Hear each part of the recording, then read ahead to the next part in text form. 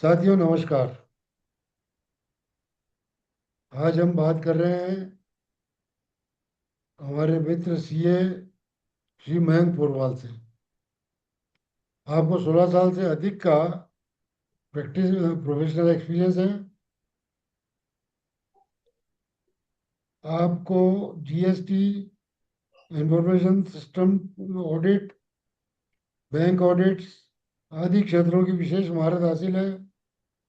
Management consultancy, startups और MSME भी आपके कार्यक्षेत्र का हिस्सा है। आज हम चर्चा करेंगे गवर्नमेंट सब्सिडीज एंड लोन पर। मयंक जी, ओवर टू यू। हाँ, नमस्कार साथियों।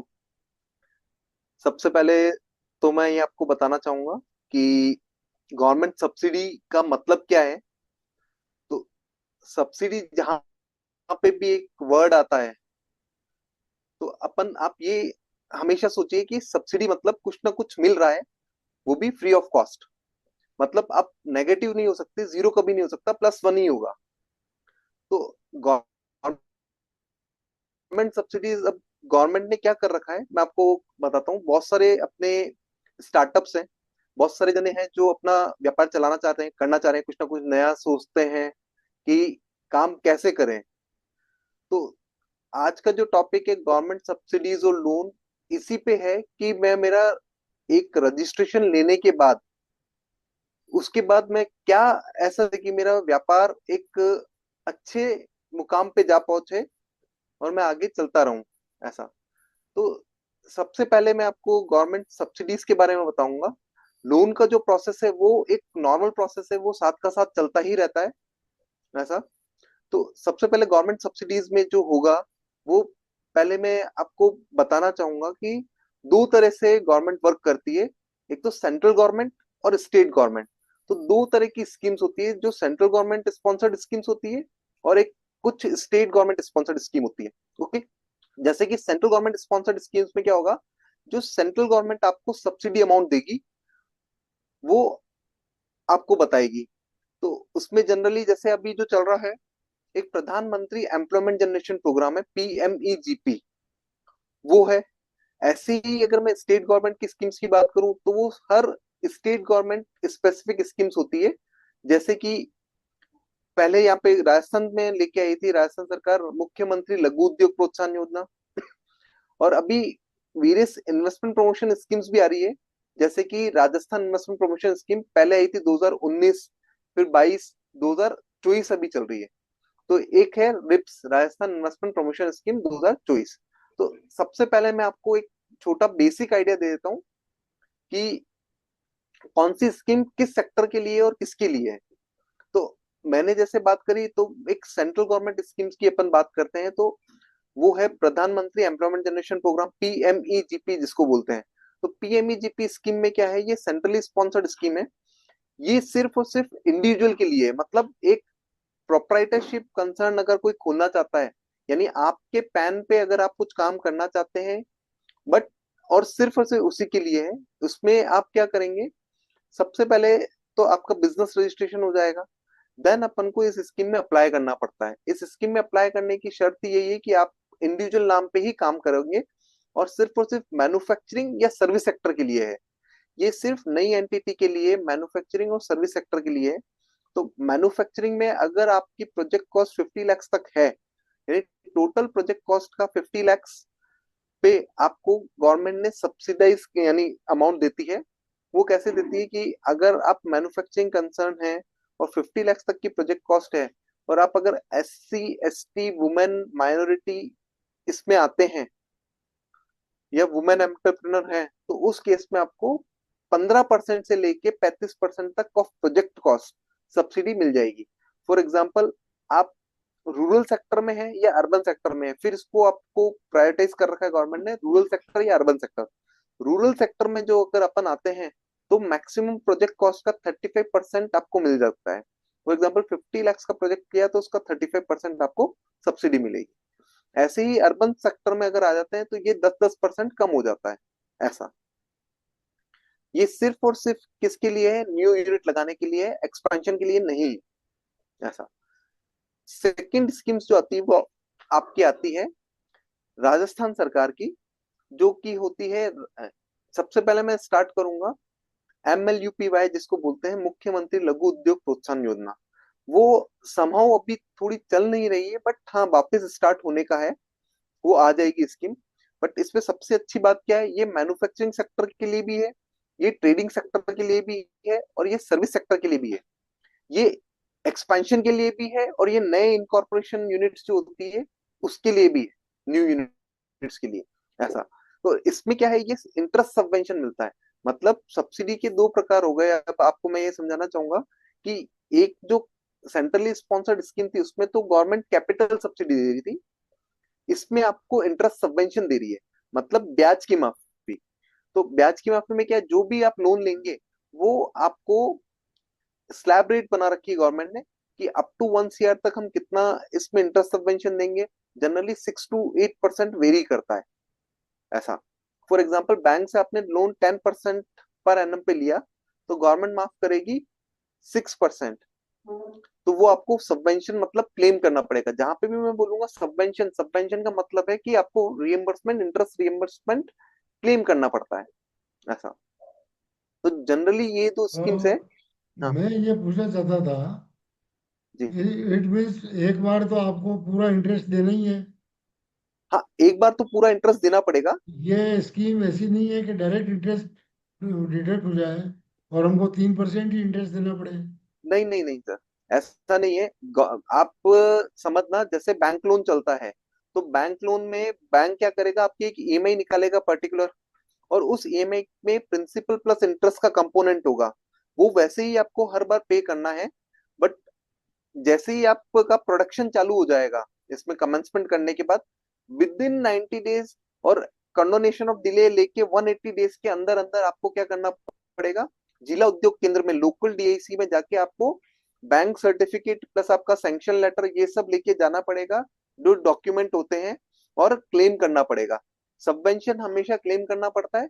तो आप जब क्लेम करेंगे तो बैंक आपको सर्टिफिकेट देगा कि हाँ हमने इतना इंटरेस्ट लगाया था, और इतना आपको सबवेंशन आना चाहिए। आपको पेपर्स फाइल करने, देन तो वो अपना जो क्वेश्चन था सर, इंटरेस्ट सबवेंशन आपको ऑलवेज क्लेम ही करना पड़ेगा। जी। डायरेक्ट वो आपके अकाउंट में ही आएगा, जो भी यानी आपका टर्म लोन अकाउंट है उसमें आ जाएगा। ऑनलाइन सिस्टम है। हाँ ये सारा सर ऑनलाइन सिस्टम है। मतलब आपको जो एप्लीकेशन फाइल करनी पड़ेगी MLUPY की, मुख्यमंत्री लघु उद्योग प्रोत्साहन की, वो आपको आपके SSO ID से ही फाइल करनी है। उसमें स्कीम होगी, स्कीम में सारा जो कुछ फॉर्म होता है वो फाइल करना, वो फिलअप करना है। प्लस प्रोजेक्ट रिपोर्ट लगती है, वो एक जो भी आपके कंसल्टेंट है, CA है, उसके द्वारा बनाई जा सकती है। और कुछ KYC डॉक्यूमेंट्स, और बेसिक मान लो इसमें एक एक कंडीशन और है, मिनिमम 8 पास तो आपका होना ही चाहिए। ऐसा। मिनिमम एट नहीं, पास क्या है? मेरा मेरा ये कहना है, प्रोजेक्ट रिपोर्ट तो एक बार जब लोन लेते हैं तब बन जाती है, बैंक में लगती है। हाँ तो वही प्रोजेक्ट रिपोर्ट यहाँ बिल्कुल। लगानी है या यहाँ के लिए अलग से प्रोजेक्ट रिपोर्ट बनानी है? नहीं नहीं सर, सेम सेम सेम। आपका प्रोसेस वही रहेगा। मतलब जो लोन का है प्रोसेस, जैसे आप बैंक में लोन लेने जाते हैं वो ही प्रोसेस है। बस वाया DIC अपन चल जाएंगे, मतलब वाया गवर्नमेंट डिपार्टमेंट होके अपना प्रोजेक्ट अप्रूव हो जाएगा। तो उस ठीक है। केस में क्या होगा, अपन सब्सिडी के लिए एलिजिबल हो जाएंगे। बस यही है। ठीक दोनों ही जगह सेम प्रोजेक्ट रिपोर्ट लगेगी, दोनों ही जगह सेम डाटा चलेगा। ठीक। जी। अच्छा, मैं इसमें ये बताना चाह रहा था सर, एक तो MLUPY हो गई, मुख्यमंत्री लघु उद्योग प्रोत्साहन योजना, जिसको मैं वापस ब्रीफ कर देता हूँ। मतलब ये इसमें मेजर चीज ये है कि ये ट्रेडिंग वालों के लिए भी है, और ये सिर्फ इंडिविजुअल के लिए नहीं है। यानी इसमें आप इंडिविजुअल भी हो सकता है आदमी, कंपनी को भी मिलेगा, पार्टनरशिप फर्म को भी मिलेगा, LLP को भी मिलेगा, सभी को लोन दे सकते हैं इसमें। इस स्कीम में सभी लोग कवर हैं। ऐसा। सेकंड चीज आती है जो अभी राजस्थान सरकार ने निकाली है, वो है Rajasthan investment promotion scheme, RIPS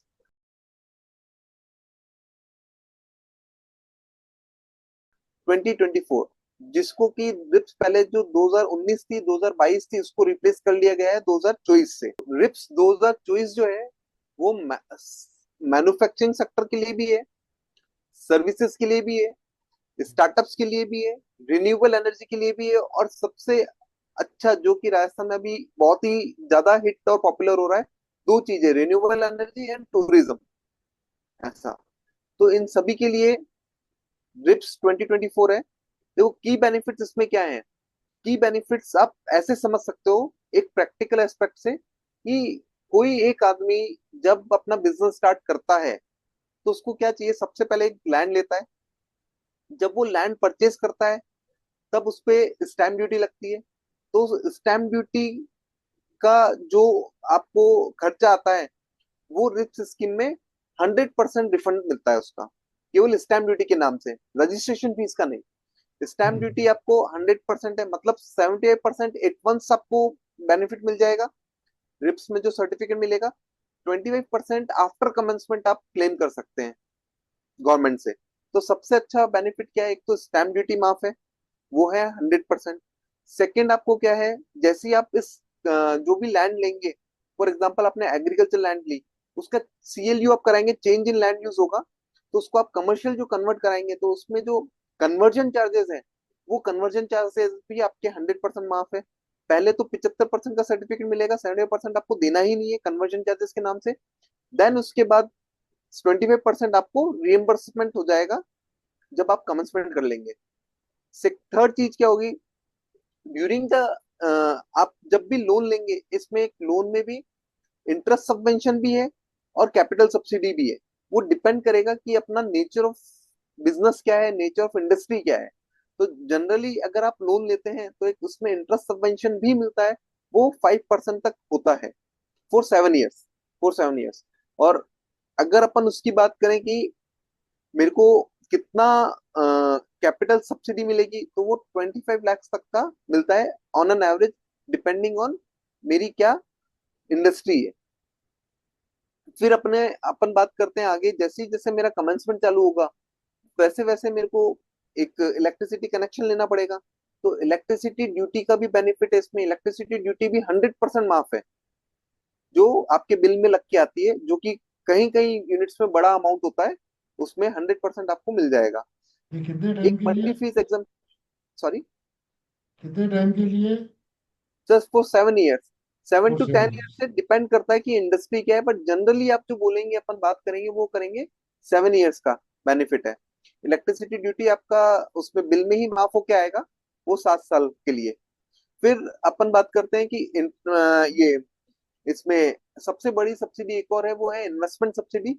investment subsidy relate करती है जितना भी आपने एलिजिबल प्लांट एंड मशीनरी में, जो आपकी प्रोजेक्ट कॉस्ट थी, उसमें प्लांट एंड मशीनरी का जो भी हिस्सा था, उसमें आपको एसजीएसटी रिइंबर्समेंट मिलेगा। फॉर एग्जाम्पल, आपने जो भी गवर्नमेंट को एसजीएसटी के नाम से पैसा दिया है कैश में, not from by debiting your input, मतलब इनपुट से नहीं, आपने इनपुट से पैसा नहीं देना है। आपने जो भी कैश चालान भर के आपने गवर्नमेंट को जो भी एसजीएसटी के नाम से जो भी पैसा दिया है, वो आपको 7 सालों के अंदर रिइंबर्समेंट हो जाएगा। तो ये सबसे बड़ा बेनिफिट है, इसको बोलते हैं इन्वेस्टमेंट सब्सिडी का बेनिफिट। ऐसा, मतलब 50% ही हुआ। हाँ, वो 50% ही है टोटल इसमें। क्योंकि सीजीएसटी का तो मिलेगा नहीं। सीजीएसटी का नहीं मिलेगा, सीजीएसटी का वो इसलिए नहीं देते वो क्योंकि वो सेंट्रल गवर्नमेंट को जा रहा है, स्टेट गवर्नमेंट को उसका कोई फायदा नहीं है, तो वो नहीं देगी। ऐसा, तो मेजर ये जो की पॉइंट्स है इसमें वो यही है, बट सबसे बड़ी चीज यही है, इसमें कस्टमाइज्ड पैकेज भी है मेगा इन्वेस्टमेंट्स के लिए। तो बहुत ही डिटेल्ड पैकेजेस हैं, तो उसको अपन यानी किसी और उसमें डिस्कस कर अपन पाएंगे। फिर बात करेंगे। अभी मेरे को एक बात आप बताएं। हाँ। जैसे आपने बताया रिन्यूएबल एनर्जी। Yes sir. अब रिन्यूएबल एनर्जी के प्रोजेक्ट दो तरह के लगते हैं। हाँ। एक तो रिन्यूएबल एनर्जी जनरेशन प्रोजेक्ट लग गया, हाँ। उसमें सब्सिडी मिल गई। जी। एक कैप्टिव यूनिट अगर इंडस्ट्री लगाए अपने लिए, हाँ। हाँ। उसमें क्या सब्सिडी का प्रोविजन है? ओके सर, कैप्टिव की अगर बात करें तो कैप्टिव में भी ये सारी चीजें आ रही है, इसमें भी रिप्स के बेनिफिट हैं। इसमें जनरली सर अपन ये जो पहली बात हुई थी अपनी, banking and wheeling transmission charges का वेवर है, हम्म। और जो एलिजिबल फिक्स कैपिटल इन्वेस्टमेंट है, एक मिनट में आपको बताता हूँ। सेम इसमें स्टैम्प ड्यूटी और कन्वर्जन का तो अपन को बेनिफिट मिलेगा ही मिलेगा, जो कि 100% है। अब तक सब्सिडीज पर डिस्कस कर रहे थे, हाँ। अब लोन्स पर आ जाए। हाँ। अच्छा, लोन्स, लोन्स का अपन ऐसा कर सकते हैं सर। देखो, जो भी एक आदमी अपनी नई यूनिट चालू करेगा, तो बहुत सारे गवर्नमेंट की योजना है जिसमें एक लोन्स के लिए, तो एक मुद्रा योजना है। तो हम्म। गवर्नमेंट ने अभी तक, यानी जो प्रधानमंत्री मुद्रा योजना है उसके अंदर बहुत सारी कैटेगरी कर रखी है, बट बेसिक मैं आपको आइडिया दे दूं तो जनरली, यानी 1 लाख से लेके 10 CR तक अपन अनसिक्योर्ड लोन ले सकते हैं, जो कि मुद्रा योजना में कोलेटरल फ्री लोन जिसको बोलते हैं वो दे देती है गवर्नमेंट, ऐसा। बट जनरली ये देखा गया है कि 25 लाख तक इजी होता है लोन लेना, उसके बाद कोलेटरल वो मांग ही लेते हैं, ऐसा। अब इसमें मेजरली अपन बात करें तो एक स्टैंड अप इंडिया स्कीम है, एक मुद्रा योजना है, जिसमें मेजरली जो लोन्स होते हैं वो मिलते हैं अपन को। एमएसएमई की बात करें तो, जिनमें मुद्रा से ऊपर की बात करें। हाँ। एमएसएमई में बात करें तो सर, एमएसएमई लोन्स भी सेम कैटेगरी में ही आ जाते हैं, मतलब गवर्नमेंट यानी बैंक के लिए सेम प्रोसेस है। मतलब आपको वही प्रोजेक्ट रिपोर्ट लेनी है, और सारे जो रेशियोज है उनके जो फुलफिल करने हैं उस बेसिस पे ही लोन्स होंगे। नहीं, इसमें अनसिक्योर्ड लोन और सिक्योर्ड लोन, ये इनकी क्या लिमिट्स होती हैं और ये ओके, कैसे लिए जा सकते हैं? ठीक है। देखो, अनसिक्योर्ड लोन्स उन्हीं को बोलते हैं जो कोलेटरल फ्री लोन्स हैं। हम्म। यानी जो गवर्नमेंट के हिसाब से अगर यूं देखते हैं वैसे तो, अगर मैं बताऊं आपको, हर लोन का जो पार्ट होता है, एक होता है प्राइमरी सिक्योरिटी, एक होता है कोलेटरल सिक्योरिटी। तो जो अपन लोन्स लेना चाहते हैं, जैसे कि अपन बैंक के पास गए, तो बैंक क्या करेगा, इस आपसे पूछेगा आपकी रिक्वायरमेंट क्या है। रिक्वायरमेंट के बेसिस पे अपन उसको दो पार्ट में डिवाइड करेंगे कि भाई मेरे को टर्म लोन चाहिए, या कैश क्रेडिट लिमिट चाहिए, या वर्किंग कैपिटल लिमिट चाहिए, ऐसा। तो जो अपना टर्म लोन वाला पार्ट है, वो सिक्योर्ड भी हो सकता है, अनसिक्योर्ड भी हो सकता है, ऐसा। बट जनरली अगर मैं टर्म लोन की बात करूं, तो प्राइमरी सिक्योरिटी बैंक को मिल ही जाती है। वो मुद्रा योजना वगैरह में कोलेटरल पे फोकस नहीं करते हैं, मतलब लीगली वो ले भी नहीं सकते हैं। नहीं, मुद्रा तो बहुत छोटा लोन है।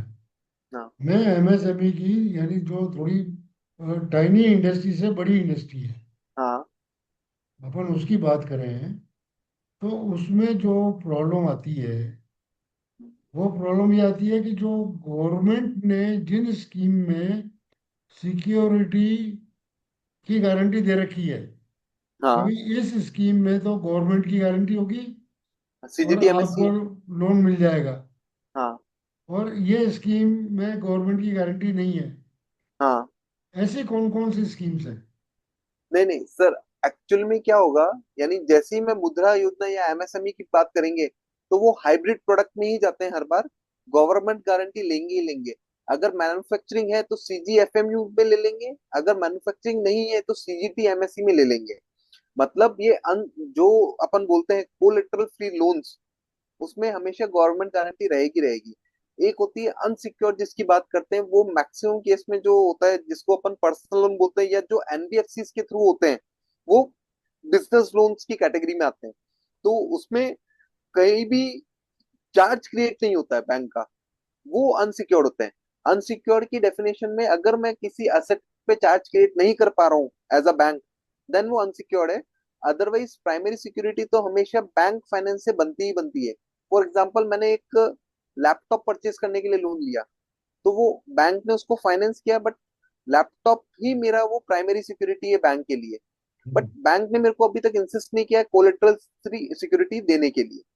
एमएसएमई के लिए गवर्नमेंट ने 20 CR तक कोलेटरल फ्री लोन्स कर रखे हैं, जो कि बैंक देती है।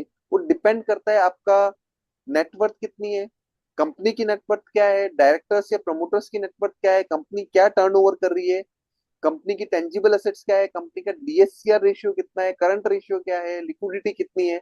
इन सबको कंसीडर करके कंपनी का क्या फ्यूचर प्रोस्पेक्ट्स है, कंपनी का क्या कहाँ से रेवेन्यू आ रहा है, कहाँ से टर्नओवर आ रहा है, ये सबका मापदंड देख के उस बेसिस पे क्या करती है गवर्नमेंट, बैंक आपको लोन देती है कोलेटरल फ्री। तो ये यानी 1 लाख से लेके 20 करोड़ तक जा सकता है, इसकी कोई लिमिट। जनरली प्रॉब्लम ये देखी गई है कि जो 10 एप्लीकेशन लोन की बैंक के पास जाती है, उनमें से ऑलमोस्ट 5 एप्लीकेशन रिजेक्ट हो जाती सर दिक्कत यहाँ पे इसीलिए है कि एक्चुअली क्या होता है, जब लोन लेने जाते हैं तो वो सही से फाइल एनालाइज नहीं कर पाते। मतलब आपका प्रोजेक्शंस मान लो, एक तो क्या होता है कि कॉस्ट और मींस ऑफ फाइनेंस, ये आपको पहले एनालाइज करना पड़ता है before going to any bank. मतलब आप बैंक के पास भी जा रहे हो तो आपको अपना प्रोजेक्ट पूरा पता होना चाहिए। उस बेसिस पे बैंक क्या करती है, इवेल्युएशन करती है। है। वो तो प्लस प्रोजेक्ट रिपोर्ट में सब चीज़ आ जाती है ना। हाँ, प्रोजेक्ट रिपोर्ट में सर पूरा डिटेल प्रोजेक्ट रिपोर्ट जो बनती है ना, डीपीआर, उसमें सब चीज आ जाती है। बट फिर भी बैंक को क्या तसल्ली करनी पड़ती है कि वो वहां पे विजिट करती है। फिजिकल वेरिफिकेशन हमेशा होता है बैंक की तरफ से कि वो प्रमोटर से बात करे। प्रमोटर अगर तैयार नहीं है तो वो कॉन्फिडेंस नहीं दिखा सकती बैंक उस पे। ऐसा, हम्म। तो प्रमोटर को अपने फील्ड में पूरा एक्सपर्ट होने की जरूरत है। अपने जिस काम में वो जा रहा है उसको पूरा नॉलेज लेने की जरूरत है कि मैं क्या करने वाला हूँ। तो बैंक क्या है कि पर्सनल इंटरेक्शन कभी भी कंसल्टेंट या किसी से नहीं करेगी, वो प्रमोटर से ही करेगी। ऐसा, तो इनिशियल आपका ठीक है, फिगर्स अच्छे होने चाहिए, आपकी प्रोजेक्ट रिपोर्ट अच्छी होनी चाहिए, बट फाइनेंशियल ही सब कुछ नहीं है। ग्राउंड रियलिटी क्या है बैंक हमेशा चेक करेगी, उस बेसिस पे आपको आगे बढ़ेगी बैंक। इन शॉर्टफॉल्स को फिलअप करने के लिए आपके क्या सजेशन है? सॉरी। ये जो शॉर्टफॉल्स हैं, ओके। हाँ। जिनमें लोग मतलब ये हाँ। पूरा काम नहीं कर पाते हैं, हम्म। इनको फिलअप करने के लिए आपके क्या ओके, सजेशंस हैं? देखो सर, लोन लोन के लिए जब भी जाएगा आदमी तो बेसिक यही है कि आपके एक तो सबसे पहले रजिस्ट्रेशन प्रॉपर होने चाहिए। कि बेसिक रजिस्ट्रेशन मतलब आपका एक उद्यम से अगर मैं चालू करूं कि उद्यम हो गया, आपको सैन नंबर हो गया, आपका संस्था आधार नंबर, प्लस फॉर एग्जांपल अगर आप रेस्टोरेंट के लिए जा रहे हो तो फूड लाइसेंस हो गया उसका। तो ये ऐसे छोटे छोटे डॉक्यूमेंट है, तो एक बार आपका रजिस्ट्रेशन प्रोसेस पूरा होना चाहिए। अगर आप बैंक को कोई लैंड ऑफर कर रहे हैं तो एज अ कोलेटरल तो उसकी चेन डॉक्यूमेंट्स पूरे होने चाहिए। प्लस उसका मतलब टाइटल पूरा क्लियर होना चाहिए। थर्ड चीज आती है आपकी नेटवर्थ। तो आपकी नेटवर्थ एटलीस्ट इतनी हो कि आपको वो लोन चुकाने में मदद कर दे। यानी बैंक ये भी देखेगी कि आपकी नेटवर्थ तो सही हो, प्लस आपके प्रॉपरली एटलीस्ट 3 साल की रिटर्न फाइलिंग प्रॉपर होनी चाहिए। ऐसा नहीं है कि बैंक लोन लेने के लिए मैंने रिटर्न फाइल किए हैं। आपकी बैंकिंग एक मिनिमम स्टैंडर्ड को मीट करे बैंक के लिए, वो होनी चाहिए। प्लस आपके जो प्रोजेक्ट रिपोर्ट है उसमें डिटेल्ड प्रोजेक्ट रिपोर्ट हो, आपने एक एक प्रोसेस को डिफाइन कर रखा हो, आपको आपके वेंडर्स पता हो। अगर फॉर एग्जांपल आप कोई मशीन भी परचेज करना चाह रहे हैं तो आपको पता हो मैं किस वेंडर से बाय करूंगा, उसकी प्राइस कितनी होगी, उसमें मैं कितना जीएसटी चार्ज होगा, मेरा कितना फ्रेट लगेगा, ट्रांसपोर्टेशन लगेगा। तो ये जो माइन्यूट सी डिटेल्स है वो बैंक को मतलब बैंकर्स जो होते हैं वो उसको एक तरह से अप्रिशिएट करते हैं कि हाँ, प्रमोटर को एक सारी चीजें पता है, बहुत इंटरेस्ट लेके काम कर रहा है। क्यों? क्योंकि फाइनेंस होने के बाद क्या है, वो प्रोजेक्ट बैंक का हो जाता है ना कि आपका। क्योंकि बैंक मैक्सिमम 70 to 78% आपको फाइनेंस कर देता है। तो ये सारी चीजें होने के बाद आपकी बैंक आपसे नेटवर्क सर्टिफिकेट मांगेगा, बैंक आपसे रेशियोज मांगेगा, प्लस आपके प्रोजेक्शंस मांगेगा। प्रोजेक्शंस भी एकदम एट पार होने चाहिए, ज्यादा एग्जैजरेट नहीं होने चाहिए। जनरली क्या करते हैं, बैंक से लोन लेने के लिए प्रोजेक्शंस बहुत हाई दिखा देते हैं, बट जब बैंक लोन दे देता है उसके बाद नेक्स्ट रिव्यू होता है, तो उस रिव्यू में आप प्रोजेक्शंस और एक्चुअल्स को मीट आउट नहीं कर पाते हैं। तब बैंक भी बहुत सारे यानी आपके ऊपर पेनल्टी या चार्जेस लगा देता है रिव्यू में भी। ऐसा, तो बैंक से जाने से पहले आपके रजिस्ट्रेशन प्रॉपर हो, आपकी प्रोजेक्ट रिपोर्ट प्रॉपर हो, आपके डिटेल्ड आईटीआर प्रॉपर हो, बैंकिंग प्रॉपर हो, प्लस रेशियोज प्रॉपर हो। प्लस उसके बाद आपको एक फ्लो चार्ट भी बनाना पड़ेगा कि भाई मेरा प्रोसेस फ्लो कैसा रहेगा इस बिजनेस को लेके, प्लस मैं इस बिजनेस को लेके आगे एज अ गोइंग कंसर्न कितना ऑप्टिमिस्टिक हूँ और आगे कितना मैं ले जा पा रहा हूँ। ऐसा, तो ये सारी फैक्टर्स हैं जो आप बैंक एक बार देखेगा और आप में इंटरेस्ट दिखाएगा। मयंक जी, बहुत बहुत धन्यवाद। आज आपने गवर्नमेंट सब्सिडीज और लोन के ऊपर बहुत अच्छी जानकारी दी। जी। मुझे लगता है कि हमारे श्रोताओं को और दर्शकों को ये जानकारी बहुत काम आएगी, उनके लिए बहुत फ्रूटफुल रहेगी। मेरा सभी श्रोताओं से, दर्शकों से निवेदन है, उनके अगर इस बारे में कोई भी क्वेश्चंस हो तो वो हमारे जो हमारे लिंक में जाके अपने क्वेश्चंस उसमें दे, और हम कोशिश करेंगे इंडिविजुअली सबको रिप्लाई करने का। धन्यवाद।